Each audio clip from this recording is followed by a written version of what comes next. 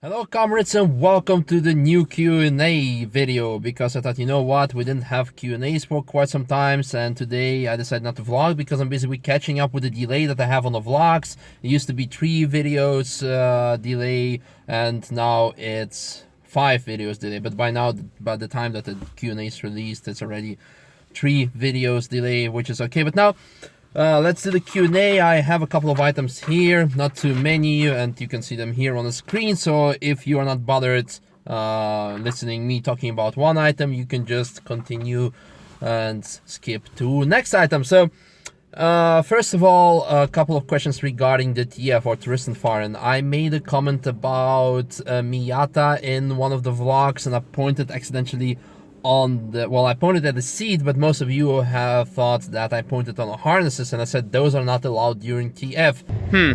This is, by the way, not allowed during TF, but since it's a track day, it's okay. And many of you said, why harnesses are not allowed? Well, it was apparently my fault. I was pointing out at the seats, and seats have those ears, you know, like the professional race car seats with ears to prevent your head from banging back and forth.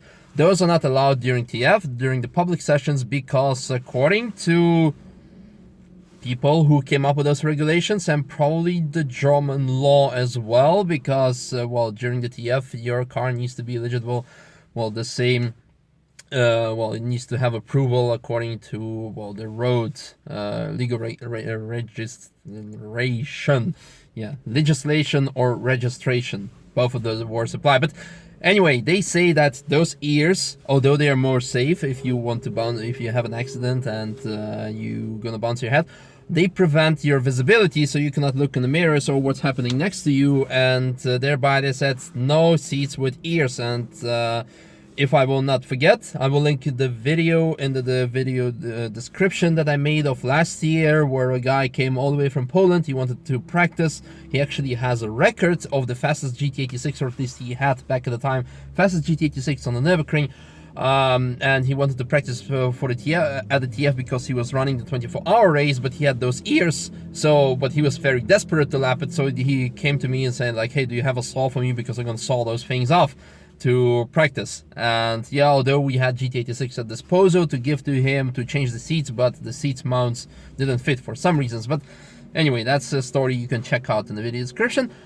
Second thing, one of the most recent vlogs, when there was a Ford Model A, I thought there was Model F, but some of you commented it's Ford Model A, the old car with red license plates, and I said those are not allowed during TF, and many of you again asked why is not allowed. If he would take it out on the Nordschleife, he would be like a real hero of the day, but I think it's not allowed because he has red license plates. The reason for that is red license plates means those are garage plates, and in general, they allow you or your company, your garage, to transport the car from A to B, whether it's test drive because you are gonna run this customer car and you want to have it as an insured car, so you're gonna run it on the public road under your own insurance, or you need to transport the car because it's not, for example, you have done like work on your car and you need to register the car, but the registration, like the TÜV office or the DMV or MOT in UK, or, well, you know what is somewhere else, and you need to drive the car from your garage there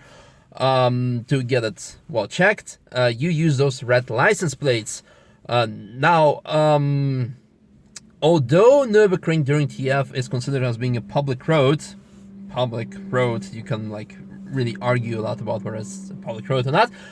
The reason why they say no red plates is because obviously the car can be completely not street legal, because in theory, you could even get a freaking GT3 car, race car, fully blown race car, which will be impossible to get street legal, and you just put red license plate and say, well, I'm transporting the car because reasons, because I need to get it transported to do something with it as a garage authority. So that's why they say no red or garage plates.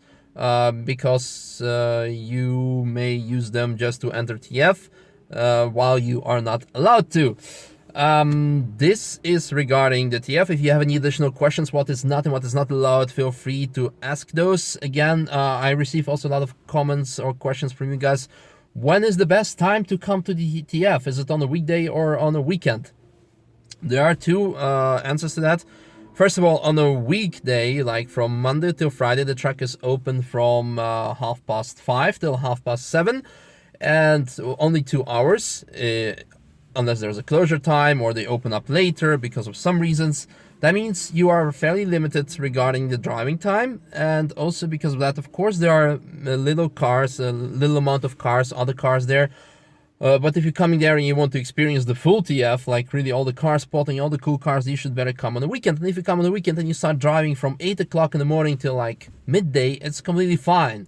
It's just as busy as on a busy week, on a weekday evening. But like, yeah, I think you can just as well just go for the weekend and just come a bit earlier, you know, wake up earlier, don't stay too much in bed. I mean, you cannot party in the Nürburgring anyway because there's no party center. Yeah, Eifelstadel once, like, okay, 5 times a year that's open. Well, Club Apex is going to be open at some point soon, in about 1.5 months, so we could do partying there. But yeah, moving on to next question, which is the McLaren 570S, which we announced as to be my personal car, my, well, not daily car, but the car that I could be using. And the last time and the first time I used it was during the Dutch Time Attack Championship over a month ago, and after that the car disappeared. And many of you start asking the question, well, what happened to that? The answer is fairly simple. I had a small, I wouldn't call accident, yeah, I had an accident with the curb, but during the racing, a cable, you saw the brake pads warning going on, but the brake pads were completely fine because the cable got torn off. And they also inspecting the suspension, and they McLaren have taken our complaints about little amount of downforce into consideration. So they're inspecting the car and they're waiting for this freaking damn cable because it's very uncommon that such a, it's not the ABS, but I think a brake something cable got torn up. They're waiting for that, and since we don't really need the car is still there, and we're waiting to get it back. We are getting the car back no matter what this Friday, because on Saturday we're going to the spring event, probably with even all the 4 cars, the Speciale, LT Spider, and the 570S. Certainly with 2 cars. Which ones, we don't know. Well, most certainly the 570S and probably LT Spider, but we're working on getting all the 4 cars there. And about events, I'm gonna move on later, but yeah. Oh, and there's the Corvette ZR1 driving there. Actually 2 of them, god damn it. I hope and I missed it again, like I missed it at the prototypes video vlog I shot earlier.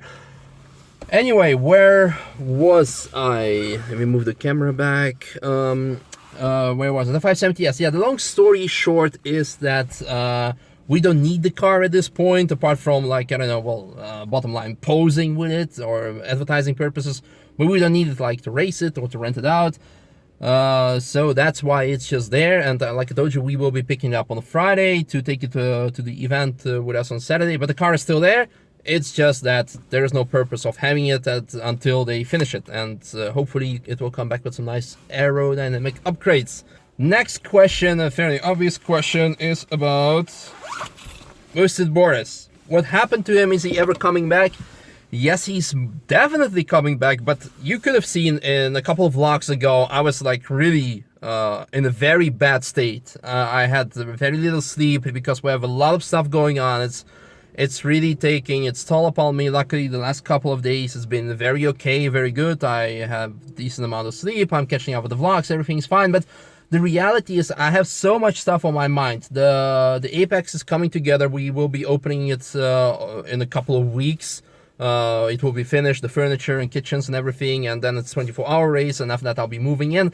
So, and then again, daily vlogging and all the other stuff. And so there's a lot on my mind. And what I'm thinking and what I'm certain of, once I move from Daniel and Anna, I will move to Apex and we'll be living there.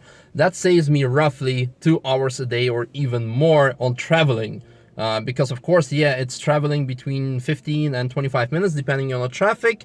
But before I pack my stuff, unpack my stuff, get ready, this, that, start the car, warm up the car, blah, blah, blah, blah, it's almost an hour. And sometimes I also travel between Atomic to Apex to there to there. So you get the point. There's a lot of things going on, and I find them more important than producing boosted Boris content, because simply I don't have even time for that. I have barely time to edit the vlogs, and it's really fun, it's really cool, but yeah.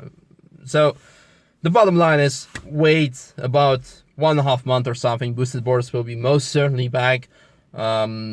Still thinking of doing the Backseat with Boris show for sure, certainly, because I think it's a great concept, it's a cool concept. So although I was thinking making it as a Backseat with Misha, at this point, to be honest, I don't know. But bottom line is, Boosted Boris is coming back. Need to think of some content, but yeah, usually most of the Boosted Boris episodes were shot like at rem, like I was thinking of the content or the stuff to be said like at the spot. So I guess once I start doing that, it will be all fine.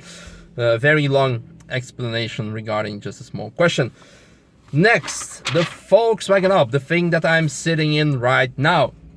The question is, I didn't have many questions regarding it, to be honest, but nevertheless, I want to tell you my plans with it, because yeah, I said we want to tune the car, to upgrade the car, to upset some supercars on the track. So what are we going to do with the Up? It's I'm really thinking right now, should I keep a couple of things secret or just tell you everything at once? I'm just gonna tell you everything. So probably this week, the car gonna receive a full wrap.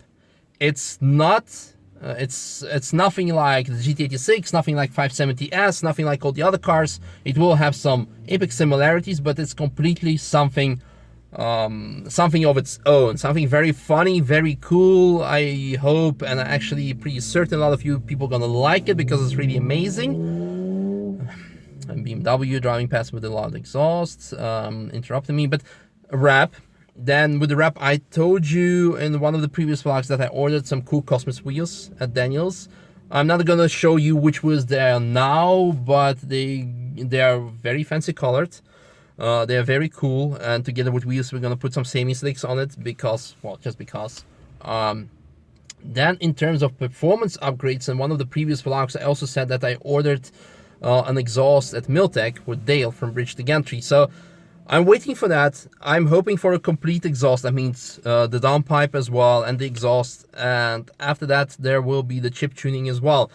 I could chip tune the car now, but I'm just waiting for exhaust to have like complete program all in one go. And that means the numbers that they gave me, that they already done to other Up models.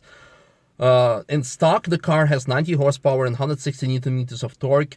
After the chip tuning, with the stock exhaust, the car gets 140 horsepower. Yeah, that's 50 horsepower increasement, like more than 50% of increasement than stock, and 240 Newton meters. Now, the car has around 900 kilograms, probably, which is like very, very little, very little. Of course, with the open exhaust, it will be something more. And I'm actually planning on upgrading the turbo, not putting like a bigger turbo, because the problem is it's small displacement engine. It's only 1 liters. So I was thinking of getting a Garrett GTX 2860R, the second generation ball bearing, double ball bearing turbo on it. But I'm afraid it will be, the spool would be a bit too late. And for the track use, that would have been a time attack car, of course. But in Nordschleife, the lag would be like really depressing, upsetting, I would even say. But I will still be probably upgrading the turbo wheel, which will add probably another 20 horsepower to it. And together with exhaust and everything, I'm aiming to get between 150 and 200 horsepower for that thing, and roughly between 250 and 300 Newton meters, which will be shitload. Interior-wise, getting definitely different seats. Recaro pole position for that one, because in the previous vlogs, when we were picking up the M2, we complained a lot about the seats. They really cause back pain when you drive them a lot. So seats for sure, harness for sure. Probably at some point roll cage when we go like really crazy. I don't know, we'll just see how crazy we're gonna go. And suspension wise, JRZ already contacted them. The problem is they need to develop it, so it's gonna take some time to develop the suspension for it, but it's gonna be like a really kick-ass car. We always make fun of calling it the Sub 7 Up, The reality is sub 7 with such a horsepower is still impossible. Front wheel drive fairly impossible. But sub 8 must be possible, I think, with proper driving skills. And those upgrades, I think sub 8 bridge to gantry would be okay. Sub 7 maybe in the future when I decide to put, I don't know, drivetrain from a Golf R all-wheel drive and have it like 500 plus horsepower. Maybe we'll see. We don't know what the future gonna bring, but for now, you know what's gonna happen to the up in the short term between now and let's say 2 months. Because yeah, all these upgrades are gonna take time until everything is installed. Now the next item on my list is Apex. There haven't been many questions about Apex. Yeah, okay, regarding when it's going to be finished. Again, the building will be finished in a couple of weeks. The first rooms are rented out for 24 hours, and after that, the rooms are available to be booked by everyone else from June 1st. So we are working on the booking.com profile. We're working on the website, which should be launched between now and maximum 2 weeks, probably maybe even the end of this week for you. Because right now it's Sunday, so that means probably somewhere this week, hopefully the website will be launched. But still, again, if you want to stay at Apex with me, who will be living there, Robert as well, and hang out with us at Club Apex and so on and so on, feel free to send the email to Diana at apex-nürburg.com for your accommodation. Just send her your dates, because the prices depend on the date that you're staying. It will start from, I believe, 79 euros per person for one room. And the rooms will be all, like, really according to the latest standards. So 4K, smart TVs, Apple Play, mini bar will be included, so you don't need to worry, oh, can I get a Coke from that? It will be all included in price. And again, everything very high quality. And going up to like 130-ish euro for a superior suite. But again, you can also rent a superior suite for up to 5 people, I believe. We're gonna put like 2 beds, one double bed, 1 couch, and 1 like foldable chair that you can make like also sleeping place. So if you're like really want to roll with a group of people and save the costs, keep the costs down, you could like rent 1 apartment for 5 people. So just send her a request if you want to stay with us during this year. There is that. Club Apex will be ready roughly somewhere mid-June, I think, because right now they're finishing up the Apex, the hotel itself, and then they will move up to June. That's about it. The final point is on my list and on your list is events. Which events are we going to visit? Like I told you, regarding the 570S, pick up this Saturday. We are going to spring event in Holland, so make sure to go there and to catch up with us. Then week after that, there is going to be Dutch Time Attack again, Japfest, or Japanese Car Festival, if you want to decipher the Japfest like that, where I will be going to with the GT86. Not sure if I'm taking the McLaren with me, whether it's going to be ready in time, and the previous time it showed that driving 2 cars on one day, it's really exhausting. So I want to focus on 1 car only. Since it's a Japanese car festival, it's obvious I'm taking the Toyota. Atomic is taking probably the GTR with them. And that's it. So we're gonna have a lot of fun. And this time there's going to be a couple of friends of mine joining me who will be helping me out as a professional film crew. That means I am expecting, and you should be expecting, a very high quality content from that day, because Zandvoort is a really pain in the ass to film because it's right next to the sea. Without filming with external microphone, the sound is really fucked, although I can solve that. Driving on the same day, interacting with the fans, I don't like calling people fans, but with friends, subscribers, interacting with people and showing you all the content is very effort consuming, and filming that at the same time. So I asked them to help me, so there's going to be that. And after that, to be honest, I don't remember which events we're going to be. Supercar Sunday, of course, in Holland, and not sure if I'm allowed to tell you that. well, if I'm allowed to, then I'm telling you that. If not, they will be cut out. I'm going to Fuel Faction with Shmi from 11th till 18th of May. And that's about it regarding the events. Of course, there's going to be a lot more this year, but at this point, this is the only thing that comes up on my mind in the next 2 weeks up to a month. Very important event that makes me very excited. Okay, there is of course going to be the 24-hour race of the Nürburgring, and usually one of my very favorite and very important events in my life, because it has contributed a lot to me regarding my passion for cars. Moscow Unlim 500 Plus, the world famous, YouTube famous drag racing in Russia. The problem is, last couple of years it was on the same date as the Nürburgring 24 hours. That meant I had to stay here, and it was the intention that it would be the same case this year. But last week they announced, due to some reasons, I don't know, but thank God for that, they've moved it to 10th of June. And damn right, I'm flying over to Russia to attend this event, because, again, I'm really looking forward to see all of my friends, check out the cars, and hopefully drag race some supercars myself. We'll see about that, but it's going to be freaking amazing. Final point, and it's on my list here. What do you want? And the question is, it's a very broad question. First of all, what do you want me to tell you for the next Q&A? What do you want probably Robert to tell you about next Q&A? And of course, you're gonna ask a lot about his past and so on. And I'm pretty sure we gonna get to that point where we're gonna explain how he got where he got here. But there have been a lot of hints by attentive viewers, attentive audience, when people ask like what, someone replied to that, so you can just look it up. But yeah, let me know what you want me to tell you for the next Q&A, because again, I'm an open book.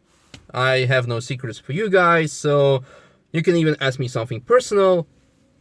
I don't know, just ask me, because so far all the Q&As I had to like read the comments, think of the stuff that you would like me to tell you. There's still going to be a couple of videos not vlog related. So for example, I'm gonna talk about my first race car, because a lot of you have asked for it. I'm gonna talk about the costs of running a track car. I'm gonna talk about the best viewing points around Nürburgring if you want to come visit the race, and how to get to those points. And I'm gonna talk about probably the best restaurants around Nürburgring, because food has for some reason an important aspect in my vlogging. But other than that, feel free to ask me questions, personal questions, and well, if I don't want to answer them, I will not. But usually I'm totally cool with answering whatever. So looking forward to read those in the comments for the next Q&A, and hopefully maybe we're gonna make this a thing from now on, just Q&A once a week, where I'm gonna answer stuff without vlogging. I don't know if you're cool with that. But yeah, if you made it throughout this whole video, which is by now probably almost half an hour long, thanks a lot. And I enjoy your company a lot, and looking forward to see you either at the Nürburgring, or at Spring Event, or at Job Fest, or any other event that I'm going to attend to. But most hopefully seeing you at Apex. But yeah, I hope you're gonna have a good week, day, month, year. And again, thanks for watching. And usually food shot, but no, there is no food shot, so coming in tomorrow's vlog.